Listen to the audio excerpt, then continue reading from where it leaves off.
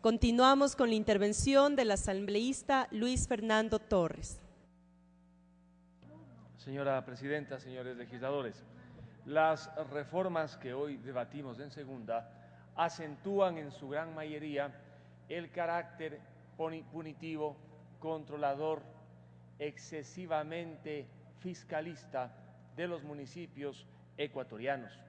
Gran parte de la legislación aprobada entre el 2006 y este año se ha caracterizado por fortalecer de manera significativa las competencias y poderes del gobierno central y por supuesto también de los municipios, olvidándose de los derechos de los ciudadanos. A un ciudadano, un municipio le ofrece indudablemente agua potable, alcantarillado, vías, espacios verdes, pero también le complica la vida. ¿Cuántos tributos debe pagar un ciudadano en Quito o en cualquier otra ciudad? Impuesto al predio, contribuciones por mejoras, tasas de seguridad, tasas de aseo y la patente, que ahora están cobrando sobre el patrimonio, inclusive a quienes ejercen la profesión de manera liberal. Los municipios tienen competencias, ocupan su lugar histórico, son una especie de entidades naturales que han ido afianzándose con la evolución de la humanidad. Sin embargo, dar excesivos a los municipios en el Ecuador y en el mundo, al final le complica la vida al ciudadano. Los municipios cuestan y se necesita dinero para sostener a técnicos, a burocracia y muchas veces para financiar también proyectos no prioritarios, sino simplemente de relumbrón. ¿Qué encuentro yo en las reformas que hoy discutimos? La primera modificación al artículo 186 del COTAD abre la posibilidad para que los municipios puedan gravar con más tributos, llamados tasas o contribución por mejoras, no se entiende, nuevas actividades. El alcalde de Quito ha comentado el tema del soterramiento de los cables. Cobrar por ello parece indudablemente justificado. Sin embargo, con lo que se propone en esta reforma, muchísimos municipios van a poder incrementar los tributos en perjuicio del ciudadano, inventándose planificaciones y nuevos espacios de desarrollo administrativo. Basta ya de tanto impuesto y de tanto tributo a nivel nacional y a nivel seccional. En cuanto a las áreas verdes y comunales, la reforma del artículo 424 trae varios problemas. Actualmente debe entregar un urbanizador o aquel que divide el suelo un porcentaje no inferior al 10% para espacio comunal y área verde. Con la reforma se exonera a quienes tienen terrenos de hasta 1000 metros cuadrados, lo cual está bien, inclusive debería subirse. ¿Cuál es el problema? Que con la reforma alguien podrá entregar este 10% o más en laderas o en espacios no útiles, porque se modifique en ese sentido el Código Orgánico de Desarrollo Territorial. Lo más preocupante radica en el hecho de que con la reforma ya se podrá cambiar la categoría y el destino.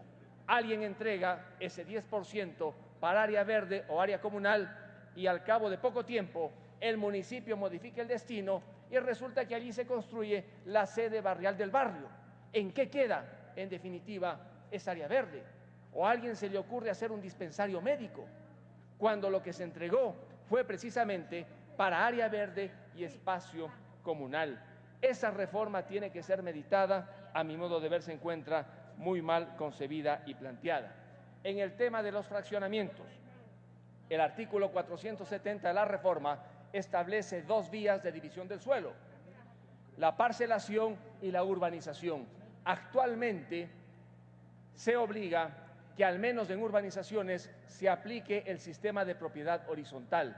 En la reforma se flexibiliza la aplicación de la propiedad horizontal. De alguna manera se deja abierta esa posibilidad. A mí no me parece mal, porque en muchos casos es bastante complicado aplicar un sistema de propiedad horizontal en una urbanización. Sin embargo, con esta flexibilización se le da demasiado poder discrecional a la autoridad municipal. ¿En qué casos sí y en qué casos no? y esto básicamente en perjuicio del ciudadano. Pero la reforma más trascendente es la del artículo 481. El COTAD, que se aprobó con bombos y platillos, hizo algunas contribuciones positivas en el tema de los reclamos administrativos, que antes no estaban debidamente articulados en la vieja ley de régimen municipal. Ese es un aporte. La forma como tiene que elaborarse un presupuesto municipal o seccional es otro aporte. Sin embargo, se cometieron muchísimos errores y uno de los mayores tiene que ver con los excedentes que ha generado, sobre todo en la zona central del país y en el cantón Ambato, acciones sociales. Me explico. Alguien hace, diga usted, 25 años, 30 años, 20 años, celebró un contrato de compra-venta en zona no urbana y estableció los linderos de manera clara, pero no con exactitud la superficie. Vendió por cuadra, vendió por cantero y resulta que luego de que los municipios han evolucionado y han podido hacer los levantamientos aerofotogramétricos, ahora se puede saber exactamente cuál es la dimensión del terreno y hay una diferencia. Según el actual COTAD, el municipio se convierte en dueño de aquello que aparece en más en los estudios técnicos frente a lo que dice el título, sea un testamento o un contrato de compraventa. La situación es tan grave que ahora el dueño de ese predio, el dueño legítimo con título, tiene que pagarle al municipio para poder ser dueño real de aquello que aparece como un excedente. En la reforma el problema no se soluciona, se agrava, porque inclusive se llega a establecer que esos excedentes se convertirían en bienes mostrencos, de tal manera que siendo dueños, al final tienen que pagarle al municipio como si no fuesen dueños. La única modificación que se ha hecho es eliminar el valor de mercado. Esto no soluciona prácticamente la confiscación que están haciendo algunos municipios del país sobre excedentes que no pertenecen a los municipios, sobre excedentes que tienen legítimos dueños. Con esta reforma, los problemas de orden social, especialmente para las personas de bajos recursos que han recibido mediante una herencia o que eventualmente han comprado bajo esa modalidad terrenos que tienen excedentes, serían injustamente condicionados a tener que comprar a los municipios ecuatorianos algo que es de ellos mismos. Es gravísimo, ciertamente, lo que establece el 481 de la reforma propuesta. En el artículo 487 también se hacen algunas modificaciones para establecer en qué porcentajes un ciudadano propietario está obligado a ceder gratuitamente parte de su terreno para el ensanchamiento de una vía. Actualmente, la ley establece que solo si se va a ensanchar la vía debe ceder gratuitamente hasta el 5%. En la reforma se dice que además del ensanchamiento, también deberá ceder si hay la planificación de una nueva vía. Pues eso es gravísimo. No se puede confiscar así la propiedad privada inmobiliaria en el país y se mantiene lamentablemente el hecho de que alguien que no tiene un terreno urbanizado esté obligado a ceder gratuitamente hasta el 30% de su terreno. Esa modificación debe introducirse urgentemente en el artículo 487 del COTAD. Igualmente, existen los impuestos a los solares no edificados. Se establece una excepción si es que una zona urbanizada, además de agrícola, es agropecuario el bien, no se cobra ese recargo. A pesar de ello, en varios municipios del país, en aquellos sectores en los que hay una casa que ocupa el 30% del terreno y el 20% está destinado prácticamente a área verde, igualmente se cobra el recargo. Tiene que solucionarse este tema porque no debe ser la aspiración llegar a ciudades de cemento y hormigón, deben quedar espacios verdes y para ello se necesita una legislación más coherente.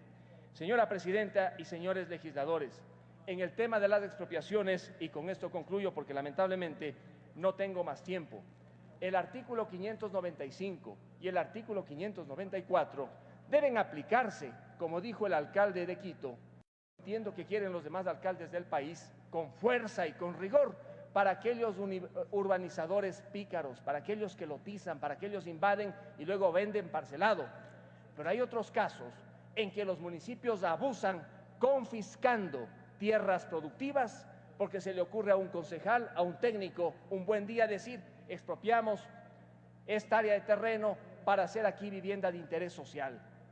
Tiene que haber límites a las autoridades seccionales. Cuidado, entregamos demasiado poder en perjuicio de los ciudadanos. Señora presidenta, yo estoy aquí, habiendo sido alcalde de Ambato en 2 periodos, no para hablar en nombre de los municipios, sí de los ciudadanos, cuyos derechos en las ciudades del país día a día son lesionados. Muchas gracias.